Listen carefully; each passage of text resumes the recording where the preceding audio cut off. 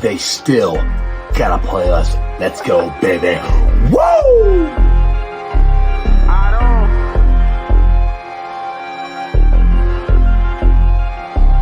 Hey, don't run that ball on the one Hubbard, showed you how that go down. Feeling like Santino, tell him we want all the smoke now. We ain't snooping that commercial, we don't put no smoke down. Plus we back and you can't hide, so it ain't nowhere safe to go now. And we always gon' turn up in that jungle every time. How we ain't gon' win when we loaded in with 9? Plus T just came in signed, so the city gon' be fine. Jamar say he open every time and he ain't never lied. Look at how we win at it, the size of the old line. Giving Burrow extra time should be a federal crime. Hey, we right back on that path again. Put the division back to the test, they won't pass again. Orlando and Trent Brown, that's the Tower Twins. Feel like we only getting better as we stacking wins. And we stacking. Jaceki in for 6, that's a gritty again. AFC North battles getting gritty again. It's Yoshi second year, and we just brought Burton in. Vaughn back to ring some bells, get the cracking again. Hey guys, what's going on? Welcome to the show. This is Sports with Strawberry Ice. I'm your host, the Iceman, Jeff Trunapole. And as always, I'm bringing you sports from a West Side point of view right here in the great city of Cincinnati, Ohio, home of some of the best wings around, and ribs, but mostly for the wings. You can get the ribs every third Saturday. But either way, go check out Midwest's best barbecue. And if you have not, I ask the same question every single day. Why the hell not? Get out there.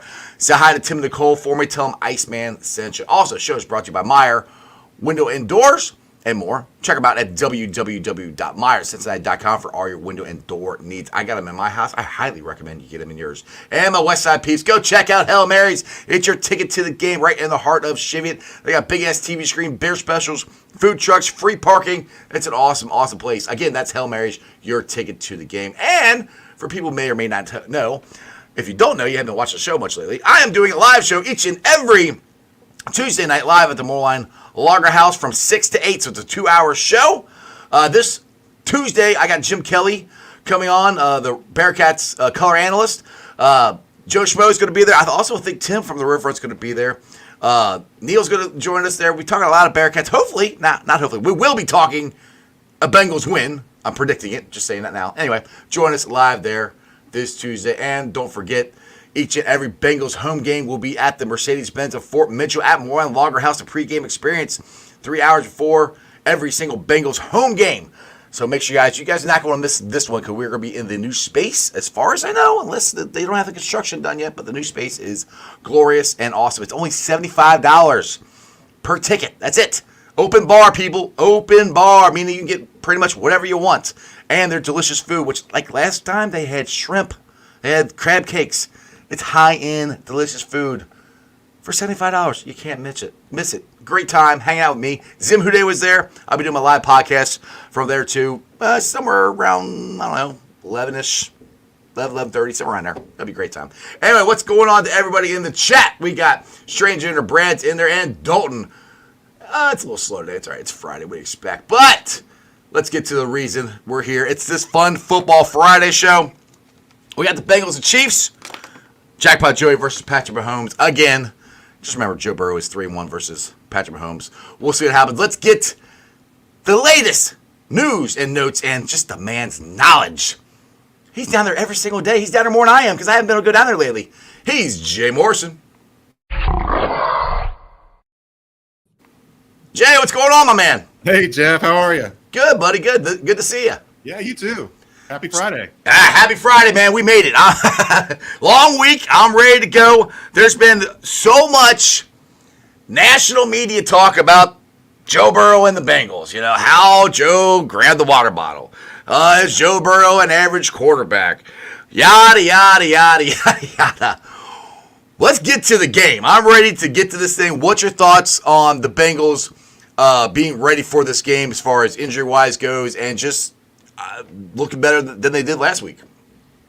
Yeah, exactly. I mean, you just expect them to prove anyhow from week 1 to week 2, but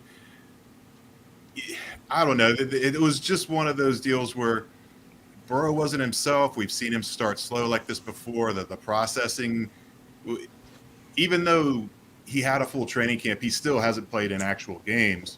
That's been my point, Jay. For a long time. Yeah. So just, easing back in. And don't forget, Jamar did. It was his own inflicted deal, but right. he sat In out practice. all camp, so he wasn't fully up to speed. Then he gets food poisoning the day before the game, so he's good to go now. He's 100% healthy. He still don't have P, but I do think that kind of that was the knock the rust game off. I think you're going to see them improve all the way across the board against Kansas City, which is crazy to say, the best team in the league the last couple of years. Right. But I do expect to see this offense take a leap. I expect this to look like other Bengals-Chiefs games, and it's going to be close. It's going to come down to the wire. Yeah, and if it's a regular Bengals-Chiefs game where it's jackpot versus Patrick, it's going to come down to 3 points. Yep. I mean, because that's what it always comes down to. And I got a good feeling that the Bengals are going to show up and play well. I don't know if they're going to win. I'm not that confident that we're going to win because it is Arrowhead or Burrowhead, whatever you want to call it.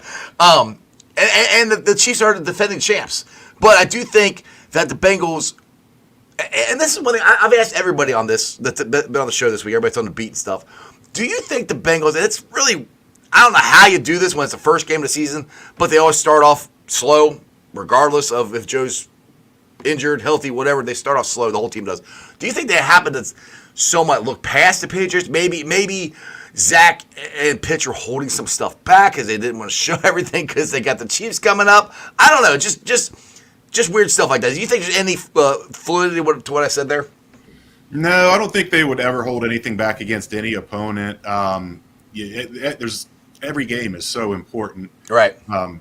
But yeah, I mean, it wasn't their best effort. No. I don't know that it wasn't being prepared. It was just a matter of they just never got going, and we've seen this that the offense every just year gets in a rhythm. Once you get that first down and you get the defense guessing a little bit more, maybe they are too predictable on first and second down to open a series, but that's when things really start opening up. And then just the 3 straight 3-and-outs, they got behind, they got down, and New England just knew how to play that game and sit back and keep everything in front of them.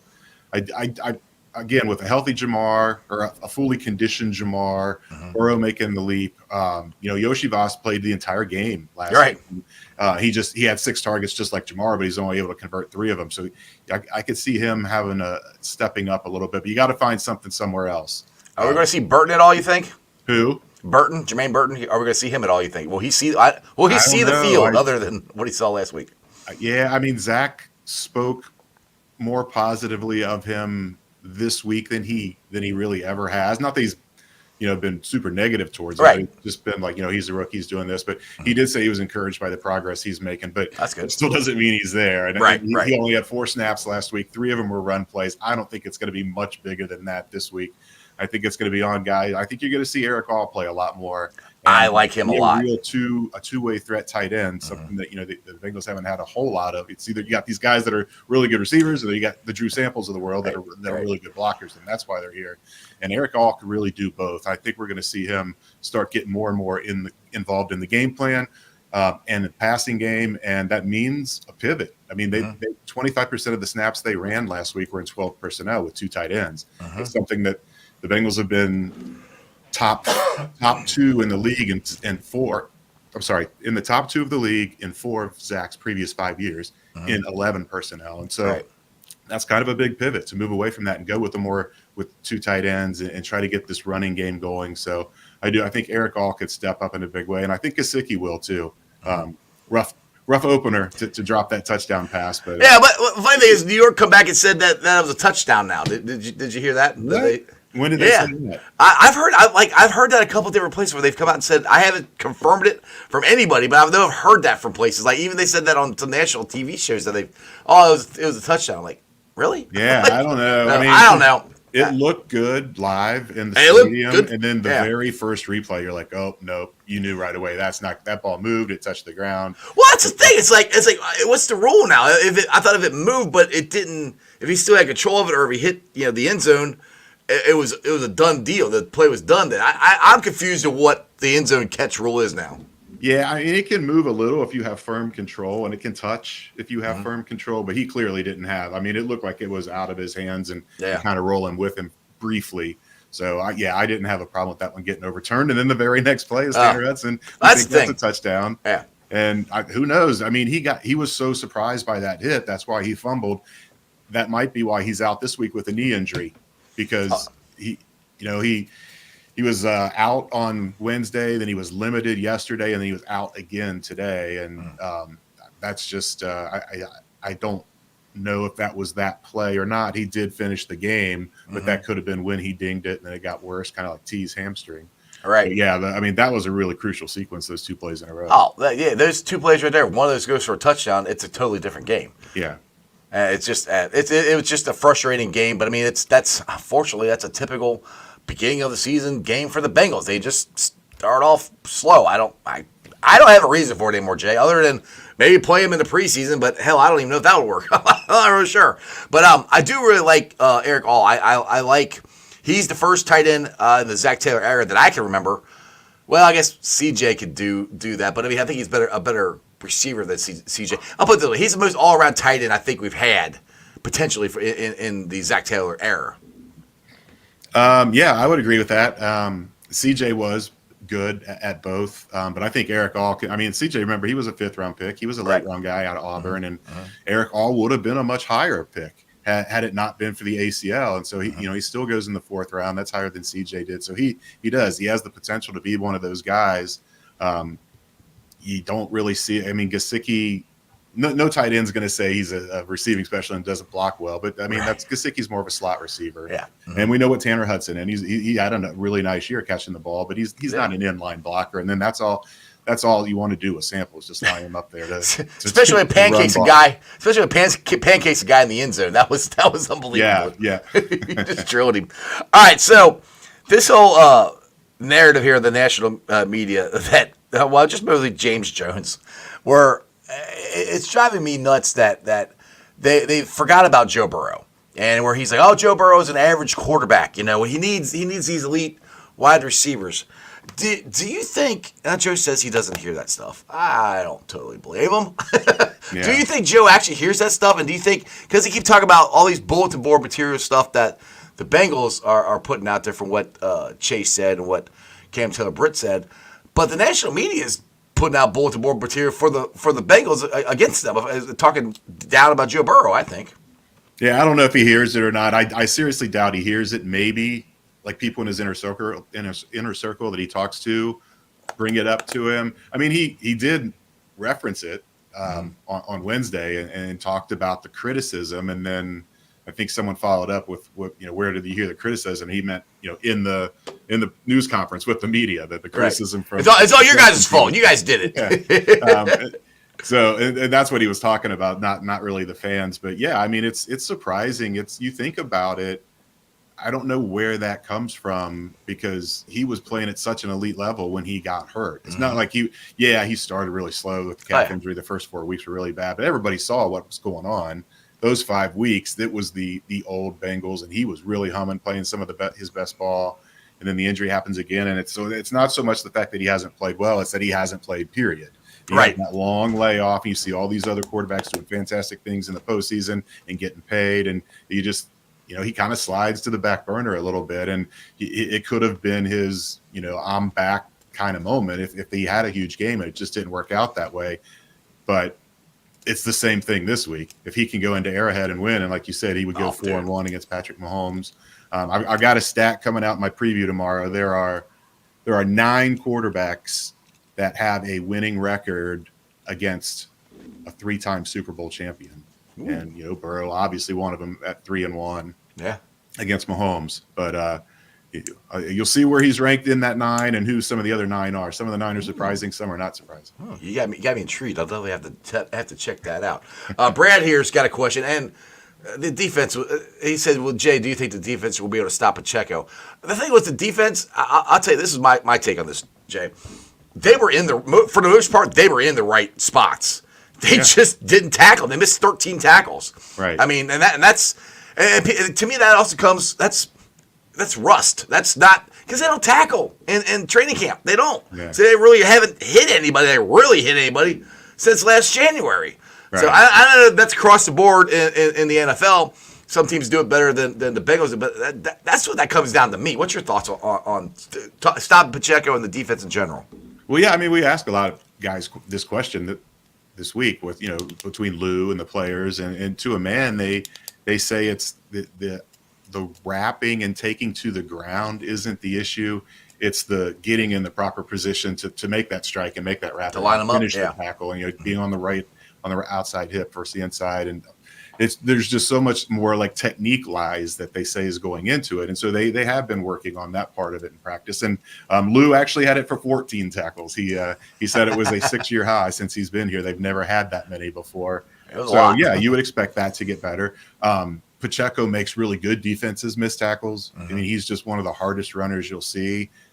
I thought he had kind of a slow start against Baltimore. It didn't look like a typical. I mean, he was running hard, but he wasn't breaking the tackles like he was. So, yeah, that'll be a big part of it because the Bengals are going to be worried about the Chiefs' speed at the receiver position and always worried about Patrick Mahomes. And when you forget about Pacheco for a little bit, that's when he'll gash you. Yeah, now I'm worried. I mean, I've been worried about the run defense all offseason just because we didn't have that good of a run defense last year, and we had DJ Reader. We don't have DJ Reader this year, and last week we got ran all over the place. And like I said, a lot of it was missed tackles, but there were some where they just gashed us right up the middle. And I could see the Chiefs doing that again a lot this week. Have they made some changes, or Lou addressed that at all about possibly what they could do to change that and get some of the snaps, getting B.J. Hill off the field sometimes because he was out there the whole freaking game, seemed like. Yeah, you don't want him up around 80% snaps. So, I thought Jay Tufele played really well. I did too. Whenever he gets in there, it's usually in that type of game, and it's specific to what he does well. But I thought he really held up well.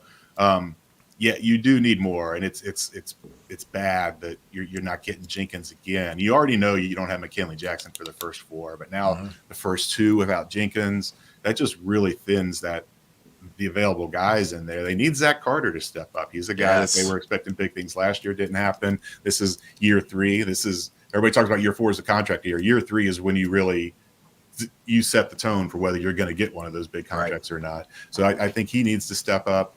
And I don't know, maybe they get more creative and move Sam Hubbard in there and then let Joseph Osai rush from out there or something like that. But see, that's what I've suggested. You can't have B.J. Hill out there 80%. No, I've suggested say they moving Sam Hubbard and Joe, who's my co-host on Tuesdays. To quote him yesterday, he says Sam doesn't have enough sand in his britches to go on the inside.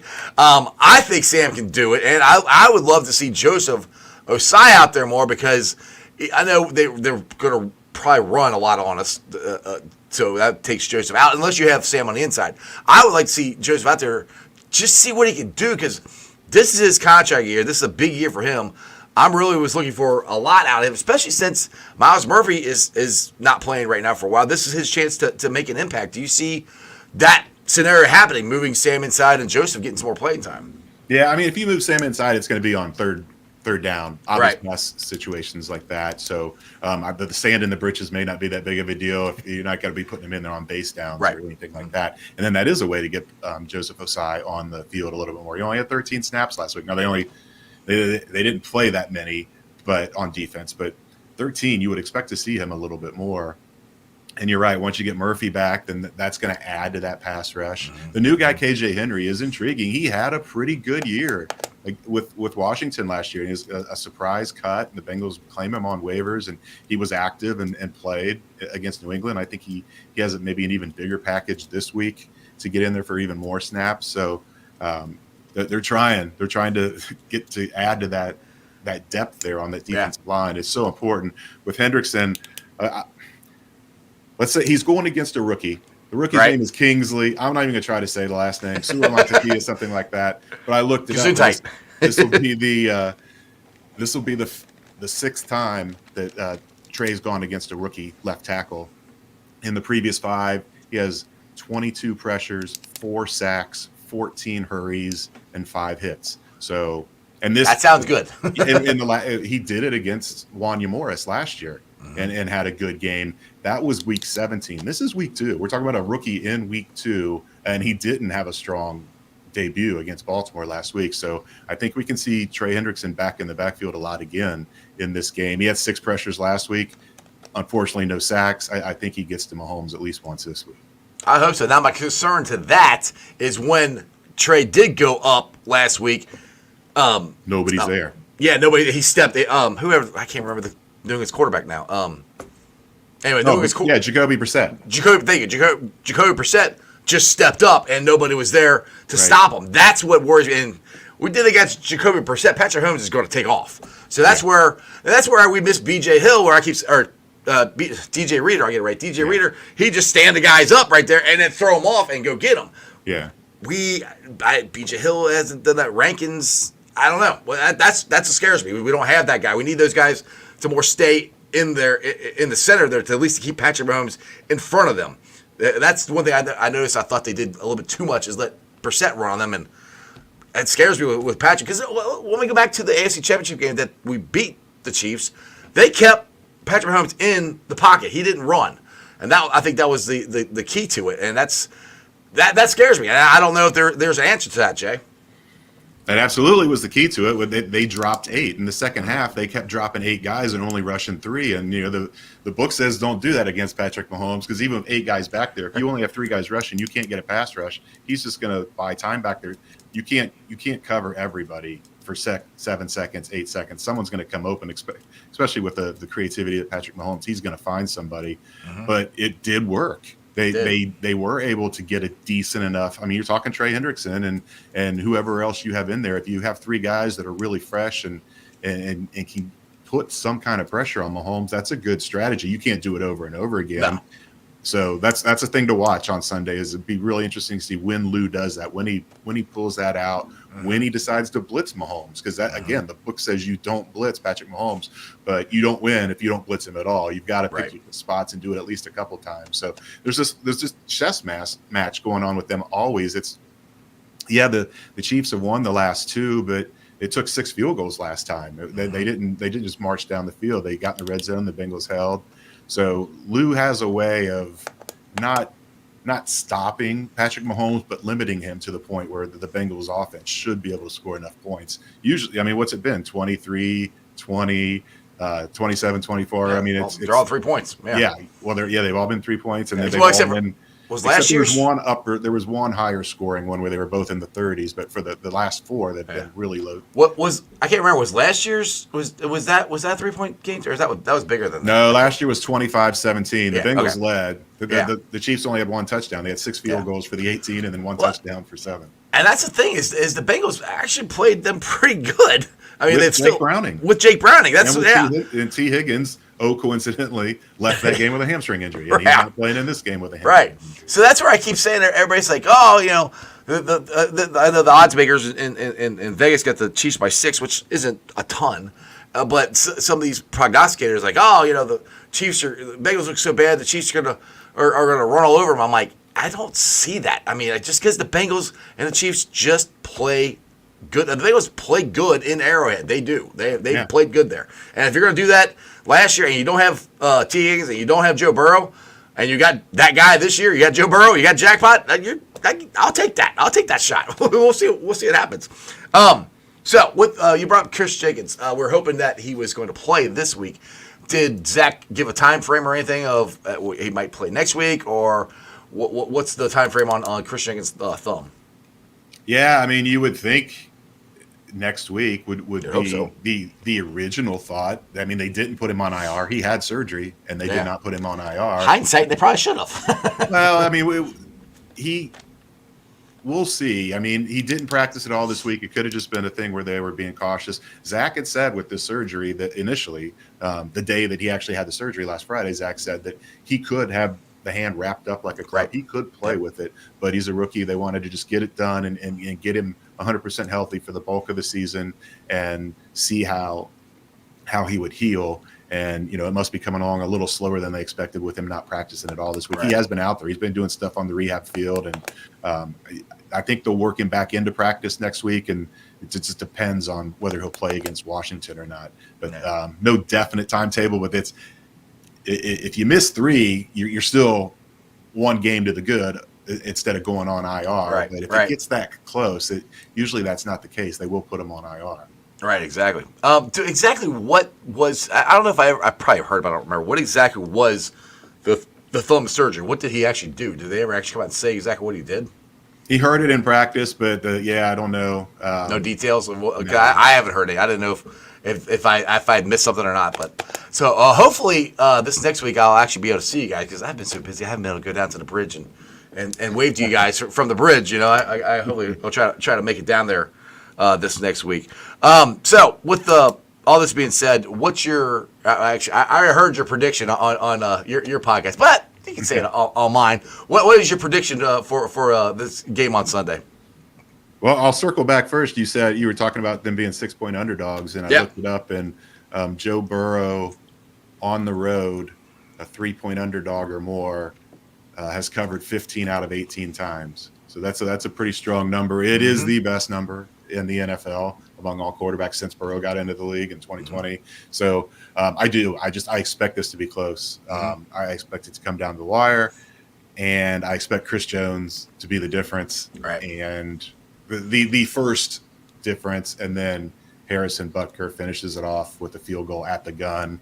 I think the Bengals have multiple leads in this game. It's a back and forth game, but I have a hard time picking them going in to Arrowhead and winning after what they showed last week, after what Kansas City showed last week and last year.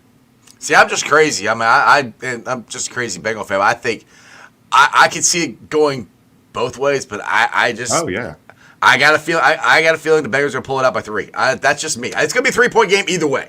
I'm just like, because Jay, the Bengals play so good against Kansas City, and they just can't play as bad as they did last week. And I've seen them do this for 3 years in a row, where we start off terrible, and by November we're in first place. We're damn near in first place. So I mean, that's what's been driving me nuts with Bengal fans this week. And people are like, oh, well, Joe looks different. I've actually had people say he doesn't look the same. I'm like, he does this every freaking year. They always get to a slow start. He always looks bad. I mean, hurt, injured, whatever. It's just the nature of the beast for him for some reason. He's a notoriously slow starter. Everyone talks about 0-2 2 years in a row, but what they don't remember, I think, a lot of times is that last year, week 2, they played pretty good against Baltimore. Yeah. And a Baltimore team that went to the AFC Championship game and won the division. And just that one mistake by Burrow, throwing the Geno Stone kind of outboxed him for the interception. Yep. I mean, they played well in that game, and that was Burrow with still the calf not 100%. The year before, yes, they came off the 5-turnover game against Pittsburgh that they would have won had they not lost their long snapper on a tackle. And they started slow at Dallas, but then that's where it clicked. The second half of that Dallas game, they really got it going. They were moving the ball. They were scoring. Then they almost won that game. If I remember right, Dallas won it at the gun. Bengals it was pretty close. Won it on a field goal at the gun. Because that was a horrible first half. I mean, the offensive line looked awful in that game. It the looked first just half. like week 1 against Pittsburgh. Yeah. And then it flipped. Yeah. They were good after that. So that's the thing. It's like sometimes I think Bengal fans and national media just forget how the Bengals have been. So anyway, I know you got to get going. I appreciate you coming on, Jay. We are going to work it out to get you on a Thursday night, hopefully, come down to the Moorline Lager House and join us for the live show. I'd appreciate that. I know we had different miscommunications, which was my fault, so I apologize on that. Get one of those Thursday games, and then I will be downtown already on a Tuesday. So tell everybody about what you guys got going on Tuesday nights as well. Or is it Wednesday night? No. What night are you guys doing your live show down there? We do our live show. The next one will be on Monday right. For the Monday Night Football Ring of Honor game against Washington. So it's at MGM and Nation. $3 Cincy Lights, the $6 nacho trays. And we'll have some giveaways. We're giving away a Jamar Chase jersey this week and a bunch of other things to give away. We always have free Graders ice cream. So we don't do that before every game, but we're doing it before any game that's a night game or a 4:25 game. So Washington will be doing it, and then later in the season when they play Philadelphia at 4:25. Awesome! I can't wait because I'll be doing my tailgate at Moorline Lager House, and hopefully my buddy Corey Dillon will tailgates. We're going fighting against each other now. There are plenty of people to go around to both. Hopefully my buddy Corey Dillon will be able to show up. I'm so excited that he's getting into the Ring of Honor. I can't wait for that. It's long overdue, and it's. I honestly, after he gets in, I'm like, we need to get the older guys, like the guys from the 70s. I want Leap and Lamar in, Bob Trumpy. These are the guys I think we got to get in. And I hate to say it, and I'm not trying to be down or anything, but get them in while they're still here. Trumpy's 80. Let them enjoy this. So because it was such a shame with Ken Riley going in after he had passed. So I think that's on everybody's mind. but yeah, I'm thrilled for Corey and for Tim Krumrie too. I mean, Yes, they're yes. both very deserving, and it's hard. These are hard choices when you wait so long to start this kind of thing. So Yeah, I mean, I've had this conversation all the time. I wish they'd let us do more than two because yeah, you're going to have AJ Green coming. You're going to have Geno Atkins coming. You're going to have people will say what they want. Andy Dalton, he could be considered once he officially retires. But I mean, there's other guys that were in the 2000s and stuff that are going to be considered, and we still haven't got all the guys from the 70s in yet. So that's why I wish they'd open it up. Anyway, Jay, plug some stuff real quick before I let you go and have fun tonight, brother. Yeah, ProFootballNetwork.com. Everything's up there for free to read. We also have the Pro Football Network Bengals podcast with Dallas Robinson and I. We do those every Tuesday, and then Paul and I do PD and J every Thursday during the season. We recap the previous game. We preview the upcoming game. We talk to Nate Taylor from The Athletic. He's a great reporter, covers the Chiefs, knows them inside and out. So you can go watch that episode. He had a lot of great things to say and look for in that game on Sunday night. So follow me on Twitter or X, I guess, at by Jay Morrison. And, or Twix. I've been calling it Twix. I don't know. Twix, yeah. I wondered how long it was going to take before people just said X without saying formerly known as Twitter. I'm getting to the point where I call it X, but I still slip out and say Twitter sometimes. Like it was like that forever. It's hard to change names. It was more than a brand name. It was a verb. Right. So, tweeting and Twitter. Tweeting. So Yeah. I mean, hard to let go of. What are you Xing? Like it doesn't. Yeah. That makes no sense. Exactly. All right, Jay, take it easy, man. Thanks. I'll see you, Jeff. See ya. All right, guys. Hope you enjoyed that as much as I did. Go check out Jay and Paul Danner. They got the show on Monday for the Ring of Honor, but come to mine because ours is $75 and open bar, and I hope Corey Dillon will be there. That's what I'm hoping. We'll see. Like I'm not promising anything yet because I don't know what Corey's doing. I know Corey's gonna be throwing out the first pitch at the Reds game that Saturday, and I'll be there for that. So if you guys want to go to the Reds game and see Corey throw out the first pitch, I suggest you do that. Now I know there's a question here earlier about what time do I get there. Okay, here you go, Brad. You want to know, Ice, how early do you arrive on Tuesdays? I'm planning on coming for the Reds game. I get there about 4 o'clock because I got to try to set everything up. And if you guys have watched the shows, the sound hasn't been always the greatest. Now, this week it actually worked out pretty good, but we had one mic and we had to keep passing it. So I'm working on trying to get the sound better so you guys can hear it. Actually, you guys can hear it, and everybody that's in the restaurant can hear it. So those are things that I'm working on. But, yeah, come down. The happy hour starts at 3 o'clock, goes all the way to 9. So the show that I'll be doing starts at 6 and goes to 8. And I'll be down there at 4.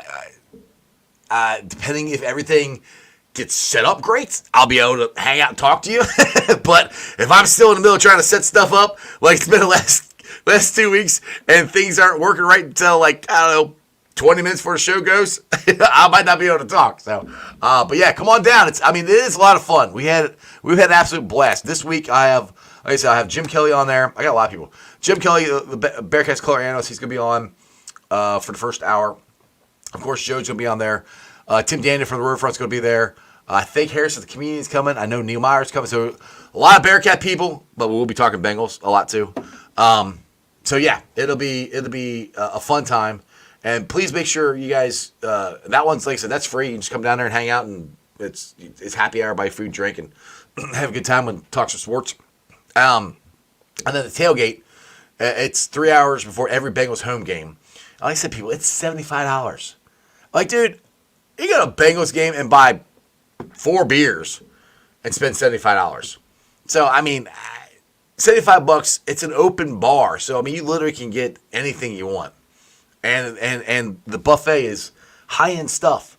I'm not a big shrimp person, but shrimp was there. They had crab cakes. They had chicken wings that made me happy. So they got a lot of food. It's a great spread. It's a great time. Again, I'll be doing my podcast there probably between 11 and 12, 11:30, somewhere around there. 11 and like 12-ish. Depends on who I get to come and talk to me and how things are going and at the party. So it's going to be a lot of fun. Yes, Natty Ron, I agree with you. UC must win.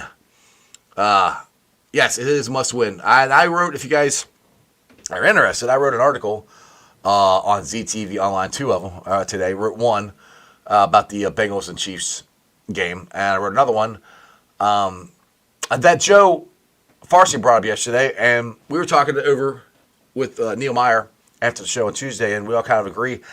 This might be a make or break game for Sat. You can't, like, we beat them 16 years in a row from 2006 to 2022.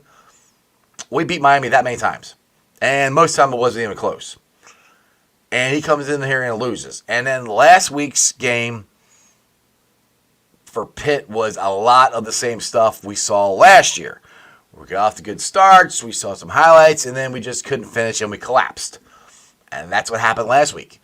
And it's different players, different coaches, but there's one same coach. And I'm not one, like, honestly, guys, I'm not one that sits there and says that I usually say you got to give a coach 3 years.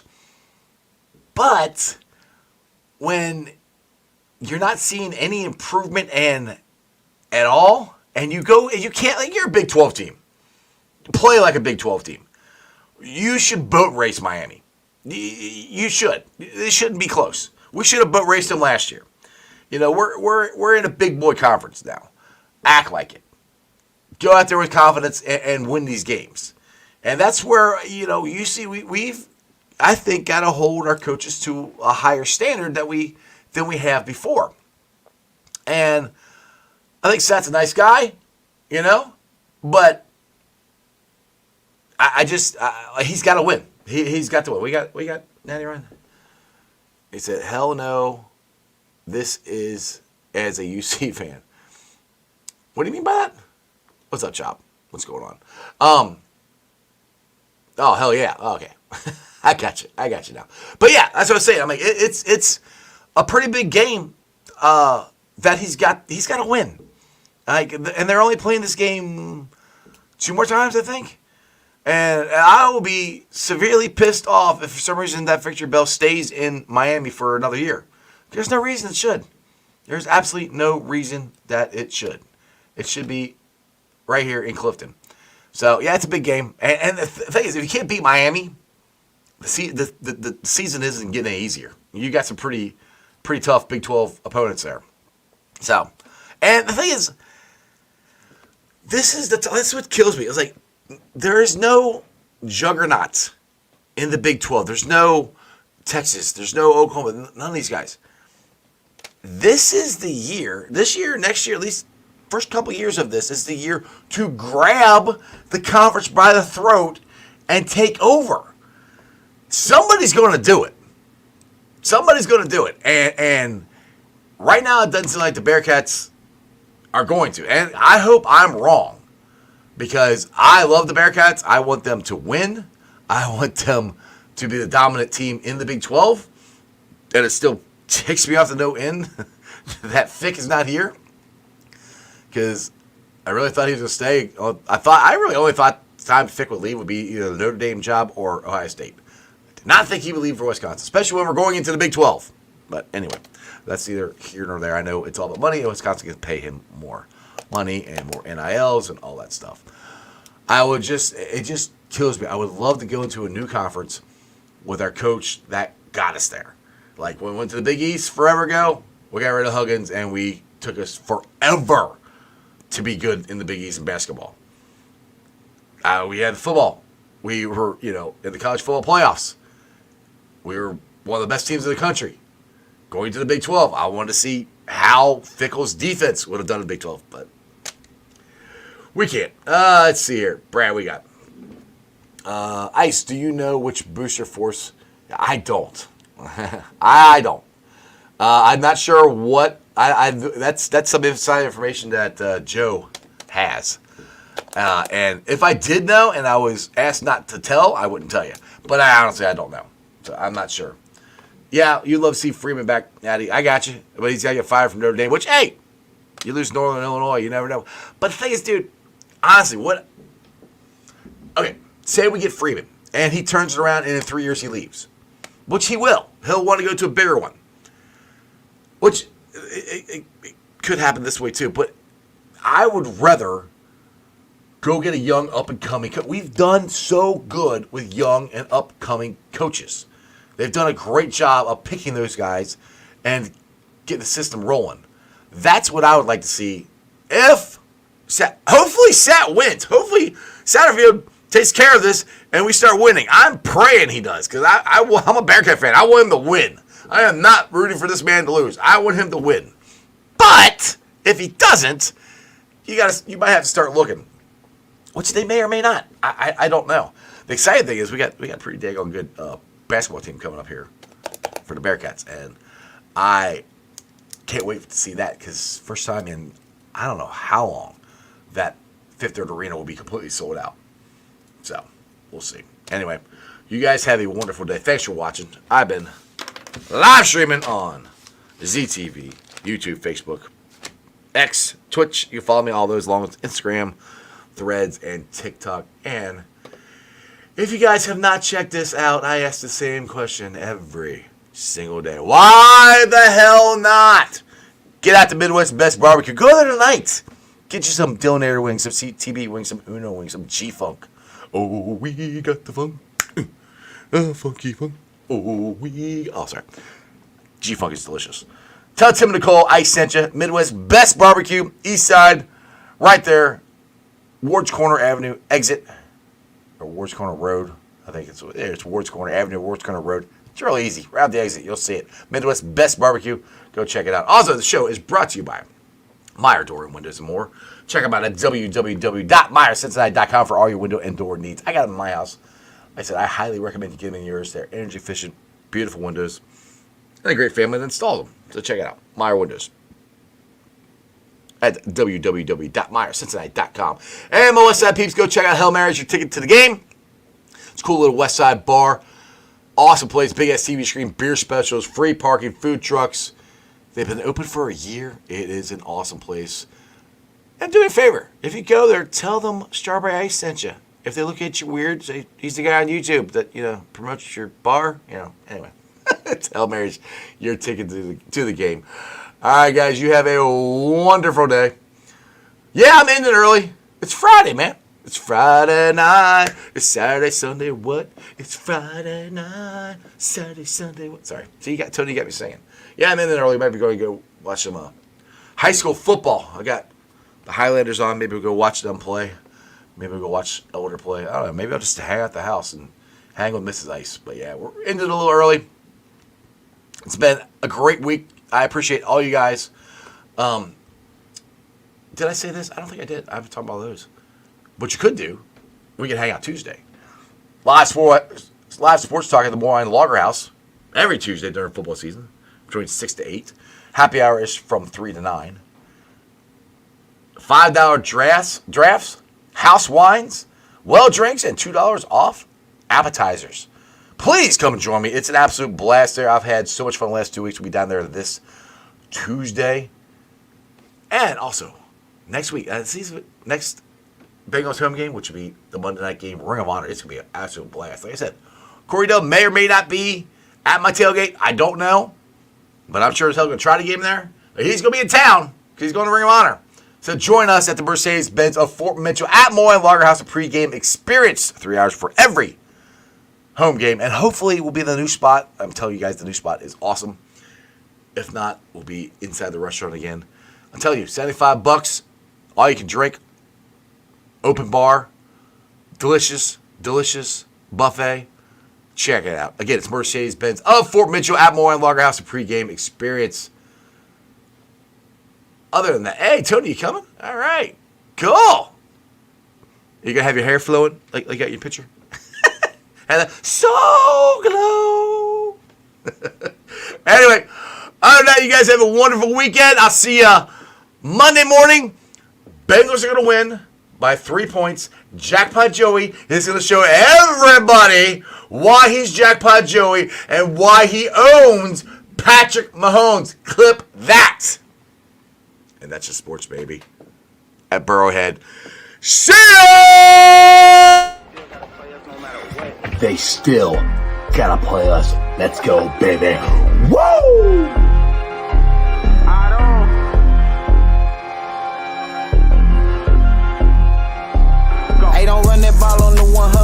you how that go down. Feeling like Santino, tell him we want all the smoke now. We ain't snooping that commercial, we don't put no smoke down. Plus we back and you can't hide, so it ain't nowhere safe to go now. And we always gon' turn up in that jungle every time. How we ain't gon' win when we loaded in with 9? Plus T just came in signed, so the city gon' be fine. Jamar say he open every time and he ain't never lied. Look at how we win at it, the size of the old line. Giving Burrow extra time should be a federal crime. Hey, we right back on that path again. Put the division back to the test, they gon' pass again. Orlando and Trent Brown, that's the Tower Twins. Feel like we only getting better as we stacking wins. And we stacking. Jaceki in for 6, that's a gritty again. AFC North battles getting gritty again. It's Yoshi second year, we just brought Burton in. Vaughn back to ring some bells, get the cracking again.